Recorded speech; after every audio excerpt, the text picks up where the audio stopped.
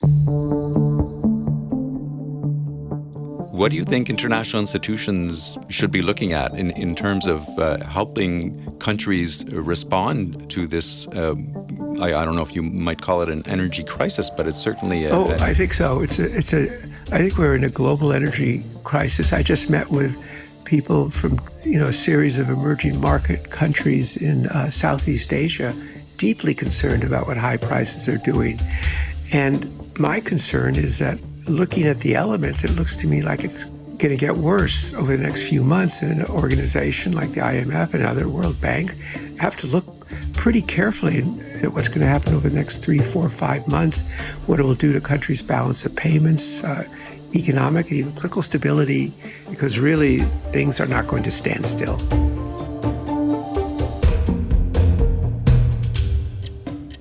Disruption in the energy markets is not new.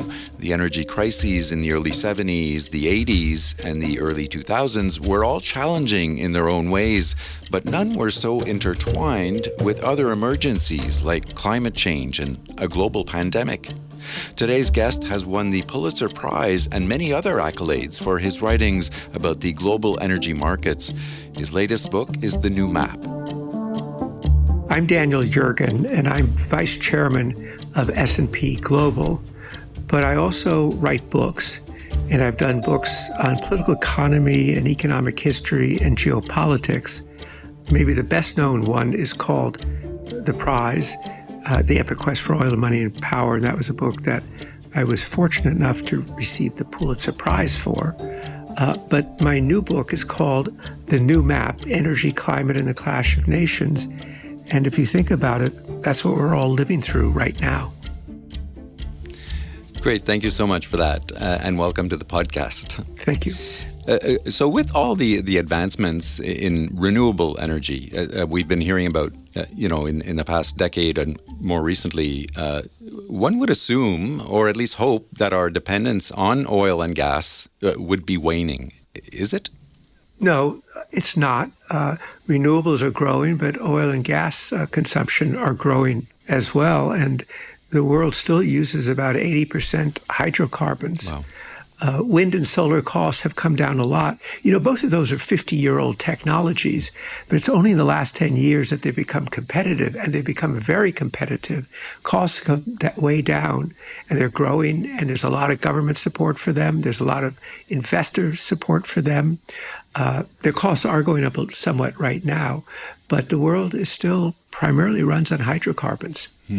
And so in your latest book, The New Map, you lay out essentially the supply lines for energy, past and future, and how the power of nations is founded on their ability to either extract fossil fuels or secure what they need in some way. Where do the major powers stand today in terms of energy security, as you describe it? Well, that's a very interesting question, because energy security actually over the last 10 years has more or less fallen off the table as a consideration for many parts of the world. And I think part of it was because of the growth of the shale in the United States, which took the U.S. from importing 60% of its oil to being self-sufficient and being the world's largest producer of oil and gas. And the consequence of that is that there was a kind of sense of everything's fine, and didn't have to really worry about it. That, of course, has changed in the last year, because really this energy crisis, this global energy crisis that we're on now, did not start on February 24th when Russia invaded Ukraine. It started in the second half of last year when the global economy came so strongly out of COVID, and suddenly energy markets that had been very slack became very tight, and prices were already going up before those Russian troops crossed the border into Ukraine.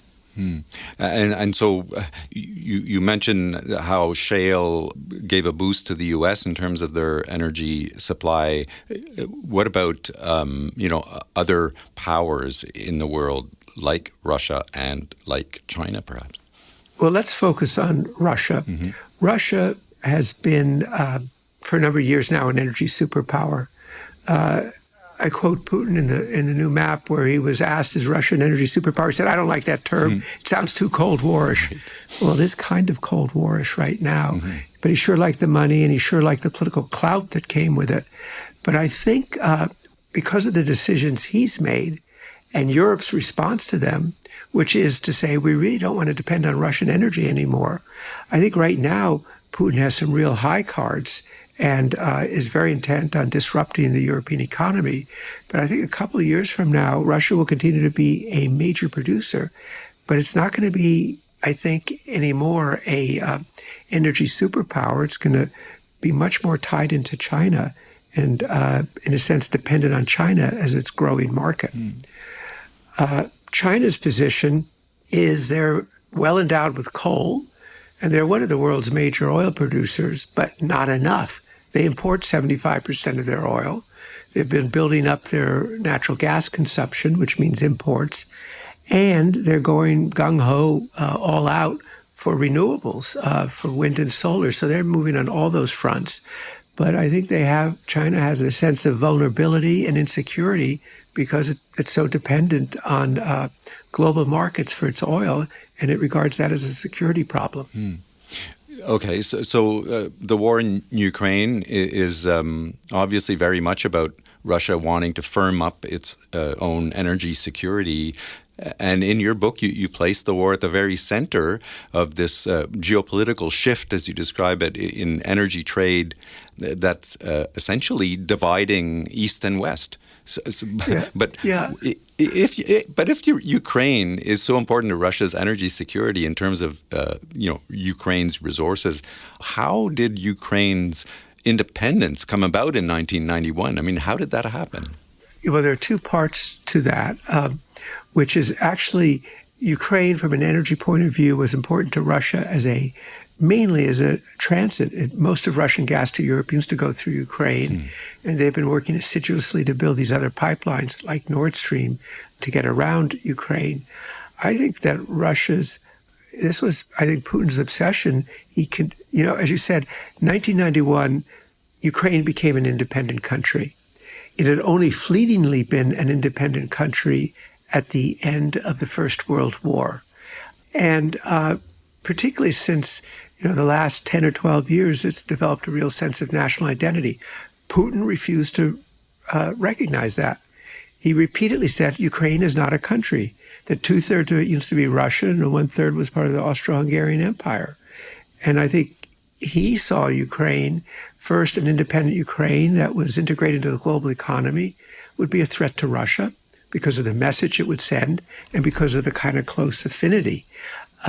And then I think it's become clearer in recent years, and maybe it was his 2 years of isolation during COVID, his extraordinary isolation during COVID, he started to dream of recreating not the Soviet Union, but the Russian Empire. So I think this became very much tied into energy because the gas, the big fights between independent Ukraine and Russia were over natural gas and the price of gas and Russia cutting off gas to Ukraine and cutting off gas to Europe. But I think now as Putin expresses himself, we see more and more that he had this messianic dream about a Russian empire that he wanted to recreate, and he never accepted the outcome of the Cold War. The way the Cold War ended and the way the Soviet Union ended. And so great deep sense of grievance that he's been expressing for decades. And I think he had a series of calculations about how this would all go, and all of them turned out to be wrong so far. So far. And so he did manage to build Russia as a great supplier of energy, especially to Europe. And absolutely. Yeah, and you speak in your book of Europe's dependence on Russian oil and how Vladimir Putin thought he could survive the sanctions because of it. But you also point out that public opinion is now putting pressure on companies to step back from Russian oil because of the war. How much influence does public opinion have in energy trade generally, and how might it play into geopolitics of energy in the coming years, do you think? That's a very good point because, I remember before the war, just when it started, talking to people in the U.S. government here, and they, they saw the buildup, and they had this very large panoply of sanctions. The one thing they weren't going to sanction was Russian energy because of Europe's dependence, and they thought that you couldn't do that it would fracture the coalition. But I think you point to something that was really new, which was public opinion, saying we don't want Russian energy. We don't want to send money to Russia that they're going to use to further their war in Ukraine. And you had dock workers who wouldn't handle Russian energy products. You had investors putting pressure on companies about importing. And so you had, even before the sanctions were there, you had the major Western companies, which had been very important in the development of Russian energy since the end of the Soviet Union. And by the way, with the strong encouragement of Western governments, including the United States, because it was seen, Russia, post-communist, has to be integrated into the world economy. So the governments, I remember going to several conferences sponsored by the U.S. government about U.S.-Russian energy dialogue. But these companies now were getting this pressure, and before sanctions were there, you just saw them saying, we're leaving, we're getting out of here. Now, it's not easy to get out of there because you may have several thousand employees, and you don't just pick up everything and leave in the middle of the night. It's complicated, but Western companies are leaving, and Russia is going to not have the access to Western technology, and that's one of the things that's going to cause its former position as energy superpower to deteriorate, because it just won't have the capabilities that it's had up till now, because it's been integrated into a global economy. So sticking with this public opinion thing for a minute, as you explain in your book, shale gas extraction was instrumental in putting the U.S. back on the map in terms of energy security. But the public are not happy about that. Fracking is still a bad word around here. Well, I think let me disagree with you. Okay. It's not popular with some people. There was a lot of emotion around it and not really very well understood. It's now been, practiced for going on to a decade and a half. Yeah. And it's part of the system. And all of this many of the environmental problems that people said that were there are not there. I know one of the biggest opponents to shale on environmental grounds was this fellow named Vladimir Putin. And I had personal experience of that. And I tell the story in the new map that I was at the St. Petersburg International Economic Conference, and he was up there on the platform with Chancellor Merkel. But they said, okay, you can ask the first question. So I started to ask him the question that I'm sure the IMF and many other people have been asking for years and years and years. What are you going to do to reduce your overdependence on revenues from oil and gas? And by accident, I mentioned the word shale, and he erupted. He started shouting at me in front of 3,000 people, saying it's barbaric, it's terrible, it's an environmental disaster. And as I reflected on it, I became clear why he didn't like shale, because he saw the day would come when U.S. shale gas would compete in Europe with Russian gas, which is exactly what's happening. And he saw that it would enhance the strategic position of the United States and its influence in the world, and that happened. But I think, but you could see the change. Europe turned aside a shipment of LNG last year from the United States because it was shale gas. This year, there are delegations of Europeans who are coming to the United States trying to sign up LNG made from shale gas as alternative supplies to make up for Russian gas. So I would say that there's some people who don't like it, others do, and it's been economically very beneficial to the United States. And I'll tell you, the world would be in a lot worse position today if it wasn't for shale development in the United States. And we should just explain here for the listening audience, if they're not familiar with LNG, what LNG is. So LNG, otherwise known as liquefied natural gas, is where you take a stream of natural gas, which is a gas, and at very low temperatures, in effect, you compress it into a liquid. And you can take that liquid, put it into a ship, and ship it anywhere in the world. So that was a business that really, it actually developed in the United States. The first shipment of LNG went to England in 1959 in response to the killer fogs that came from coal. But it really took off in Asia, where Japan and then South Korea turned to like Indonesia and Brunei and Malaysia and had these long-term contracts. But now LNG is being produced around the world. But it turns out that the United States has really become a very big producer. And Europe today sees it as a strategic asset that Europe depends on. So things change. They don't stay the same. Absolutely, and very quickly. So I'm just going to remind our listeners that our guest today is Pulitzer Prize winning author Daniel Yergin. So back to Ukraine just for a minute, and the geopolitics at play based on what's going on in Ukraine and Russian energy with regards to China in particular. Like, how important is China in terms of energy supply, and how could that dynamic further fragment the global trade of energy? Well, China's big importance is as a consumer.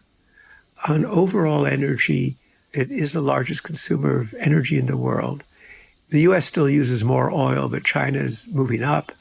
But that's one reason that China is promoting electric cars, electric vehicles. It has half the electric cars in the world are in China to reduce its dependence on oil for climate. And also, I think China sees it as a competitive strength that it could never catch up with the European, US, Japanese, Korean car makers with conventional cars with internal combustion engines.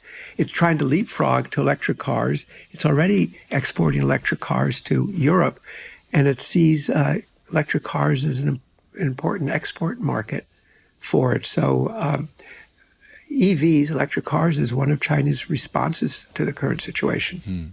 Well, I got to say, I traveled to Cairo recently within the past couple of months, and just stepping out onto the streets of Cairo is a pretty sobering experience in terms of imagining a world where everyone is driving clean electric vehicles. I mean, it's just not happening there, and it's not happening in a lot of the most populous countries in the world. And you speak of cars, in your book. How important are cars when it comes to the growing global demand for oil and gas? Well, I think transportation is the number one consumer of oil. Insofar as gas is used to generate electricity, it would play an important role in fueling electric cars. And electric car sales are certainly, increasing significantly, not only in China, but in Europe, and they're starting to in the United States too.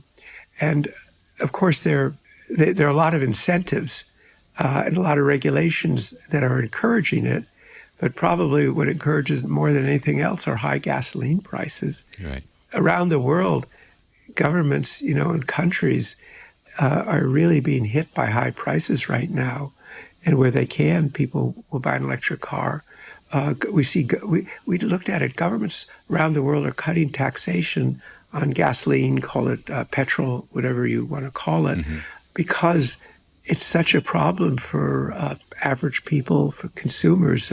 These high energy prices are obviously not only an engine of inflation, but they inflict pain on people around the world. And, one of the things to be concerned about is that, for 50 years, Russia and the Soviet Union before that said, we're a reliable supplier. Whatever happens to politics, we're going to just continue to honor our contracts. Right now, there's a second battlefield in this war. There's a battlefield in Ukraine, but the second front is in Europe, where Russia is reducing natural gas supplies and driving up prices. And Putin laid it out at his recent St. Petersburg conference, where he said the result will be social instability, populist governments coming to power in Europe, and a very strange phrase he used, and a change in the current elites in Europe. And so, he's basically trying to create as much economic hardship in Europe as possible, and the German economics minister, Robert Habeck, has pointed that out in order to kind of crack this coalition that's supporting Ukraine in its battle with Russia. So the pandemic has thrown another variable into this complicated mix. dramatically changing the way people work and do business. And I love how in your book, how you frame it in the new map as shifting from molecules or gas to electrons, and how digitalization is competing now with transportation using electrons to connect people rather than molecules to move them. To what extent does this characterize, do you think, the new energy transition? Well, I think it's a very important part of it. You sort of think about counterfactual history. If this terrible pandemic had happened 20 years ago, we wouldn't have been able to function in the way we did by, people pivoting to Zoom or That's right. Teams or other electronic channels. It just couldn't have been done. Mm-hmm. And once it got going, so much businesses. I was talking to the CEO of a major mining company, and he said he hasn't been in his office for 2 years. Wow. So people are just managing things differently. And so the nature of work changes. There's at least in many parts of the world. I mean, in some parts of the world, it's like 2 or 3 days a week that they're back in their office. It changes travel. So instead of using molecules, you'll use electrons. So it's kind of refashioning the way economies work. So that's, one of the, shall we say, unanticipated consequences of the pandemic. I mean, there's so many people I know who said when they left their offices in March, they thought they'd be back in a week or two, not, come back 2 years later like an archaeologist looking at an old civilization. That's right. And so this transition, there's obviously still a growing demand for oil and gas, but renewables are also, a lot of companies are investing a lot of money into renewables that brings minerals into the mix that could potentially benefit some of, the global south, essentially. And you speak of that in your book. How does this demand for minerals fit into all this? Well, I think it's going to be much bigger than people realize. We tend to think of wind and solar and say, well, the wind is free and the sun is free, but they require enormous amount of materials to make them. And electric cars require 2.5, 3 times as much copper, for instance, as a conventional car. And you start adding it up, and we've been doing it, I have this new study that's coming out on copper. And you see, you start just doing the numbers, the arithmetic. The demand for minerals is going to be much greater than people think. And, to open a new mine, the International Energy Agency says it takes 16 years. Wow. Well, 16 years takes us to 2038, and you have these 2050 goals. So where are you going to get the supplies? And I think there's a new geopolitics that will emerge around minerals too, is where they are, what countries they are.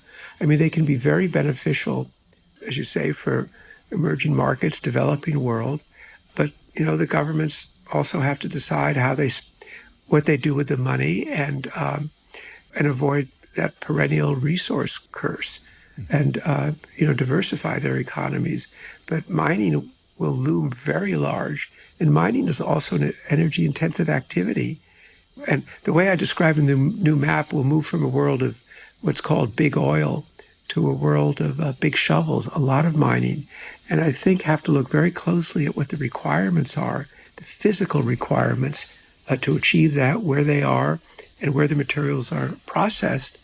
And, it gets complicated, and it gets kind of caught up in the new geopolitics of what people are calling great power competition. And so lastly, the way things are going with demand for oil and gas just increasing and supplies and production sliding, we're going to need so much more gas and oil. And investors are moving now more toward cleaner energy. And there's a stigma attached to oil and gas, at least to a certain degree these days. So where do you think the money is going to come from for the investment that is needed to access more oil and gas? I think that's a I'm not sure if it's a problem or a challenge, but it's out there, absolutely. There's been what we might call preemptive underinvestment on the assumption that we were going to get very quickly to that different energy economy. It's going to happen. But, we just had our big conference that we do every year in Houston. And one of the senior people from one of the three big wind turbine manufacturing companies said, you want to put a new wind turbine on land in Europe, the permitting process takes 7 years. So these things don't happen quickly. So I think we see some sign now. The G7 is starting to say, well, maybe it is okay to finance energy development in Senegal or Uganda and some of these other countries for diversity, for security, and because they need the revenues. So I think we need a kind of rebalancing. I think it's great to see the growth of wind and solar, but they're not going to be the whole answer. And I think oil and gas with carbon abatement will be a very important part of the mix. So I think people have to rethink kind of the time, have a more realistic attitude towards time, and then to be balanced and keep your eye on the development, the economic development needs of the 80% of the people who live in the developed world. Well, Daniel Yergin is the author of several books on the geopolitics of energy supply, his latest being The New Map, Energy, Climate, and the Clash of Nations. Daniel Yergin, thanks so much. Thank you. Great to join you. Daniel Yergin is vice chairman of S&P Global. He's also won a Pulitzer for his book, The Prize, The Epic Quest for Oil, Money, and Power. Look for other IMF podcasts on Apple Podcasts or wherever you listen. Subscribe and leave us a review if you feel so inclined. It'll help others discover IMF podcasts. You can also follow us on Twitter at IMF_podcast. I'm Bruce Edwards. Thanks for listening.